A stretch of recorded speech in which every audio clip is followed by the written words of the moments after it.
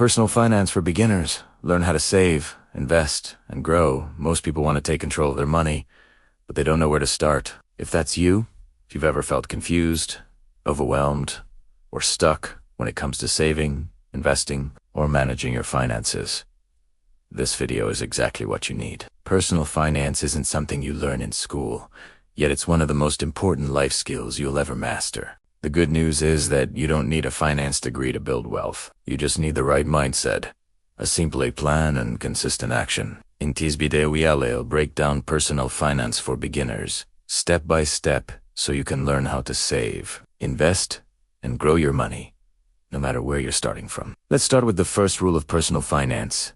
Pay yourself first. Before you pay bills, buy groceries, or spend on anything else, you should set aside a portion of your income for yourself, specifically your future self. This is the foundation of wealth building. Most people do the opposite. They spend first and save what's left. But when you reverse that order, your entire financial life changes. Even if you can only save 10% of your income, that small habit compounds over time. Saving is not about the amount. It's about the consistency. Once you develop the habit of paying yourself first, your mindset shifts from survival to security, and eventually to growth. The second step in mastering your personal finances is understanding where your money goes. You can't improve what you don't track. Most people underestimate how much they spend, especially on small, recurring expenses like subscriptions, dining out, and impulse purchases. That's why you need a personal finance tracker or budget system that helps you see your spending clearly. Whether you use a spreadsheet, an app, or even a notebook, the key is awareness. Once you start tracking your expenses, you'll instantly see patterns you never noticed before. You will find leaks in your budget, small amounts of money that disappear every month without adding value to your life.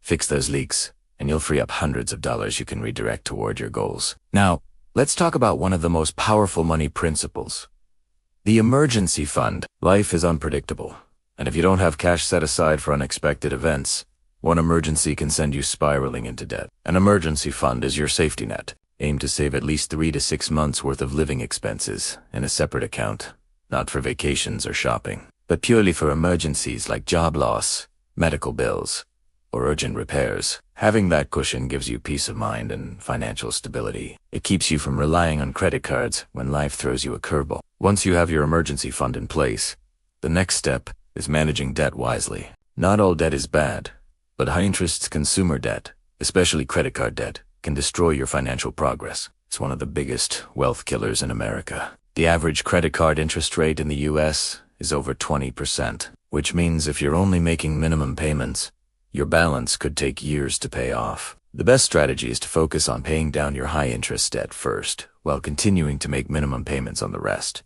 You can use either the snowball method, paying off the smallest debts first, or the avalanche method, paying off the highest interest first. The key is to stay consistent and avoid adding new debt while you're paying it off. After you've built your emergency fund and paid off high-interest debt, you're ready to invest, and this is where real wealth begins. Investing might sound intimidating, but it doesn't have to be. The earlier you start, the more powerful compounding becomes. Even small amounts invested consistently can turn into massive sums over time. Start by contributing to your employer S401k, especially if they offer a match. That's free money. If you're self-employed or don't have access to a 401k, open an IRA individual retirement account. For most beginners, a simple strategy is to invest in low-cost index funds, or ETFs, that track the overall stock market. They offer diversification, low fees, and solid long-term growth potential. Remember, investing isn't about timing the market. It's about time in the market. Let us also talk about lifestyle inflation, one of the biggest traps that prevent people from building wealth. As you start earning more money, it's tempting to increase your spending on nicer things: a bigger apartment, a better car, fancier dinners. It's a natural desire. But if your expenses rise as fast as your income, you'll never actually build wealth. The key is to keep your lifestyle simple and let your savings rate grow with your income. If you can live below your means, even as you earn more, you'll always have money left to invest and grow. Another essential part of personal finance is setting clear financial goals. Without goals, your money has no direction. Ask yourself, what do you want your money to do for you? Maybe you want to buy a home, start a business, travel the world, or retire early. Whatever your goals are, write them down and assign a timeline and a number to each one. For example, I want to save $50,000 for a down payment in 3 years. Or I want to pay off my student loans in 5 years. Then, reverse engineer your goal into a monthly or weekly plan. When you give your money a purpose, you stop wasting it. Let's not forget about credit. Your credit score matters more than you think. It affects your ability to rent an apartment, buy a home, or even get a job. To build good credit, always pay your bills on time. Keep your credit utilization below 30% and avoid applying for too many new accounts at once. Over time, these habits will raise your score and give you more financial freedom. Now that we've covered saving, budgeting, debt, and investing, let's talk about mindset, because financial success starts in your mind. Many people have limiting beliefs about money. They think wealth is only for the lucky or the privileged. But the truth is, financial freedom comes from discipline, education, and patience. Every wealthy person you admire started somewhere, and they built habits that kept them consistent. If you'd adopt those same habits, tracking your spending, saving consistently, investing early, and learning continuously, you'll start seeing results faster than you think. If you're serious about taking control of your finances, start today. Don't wait for the perfect time. The perfect time was yesterday.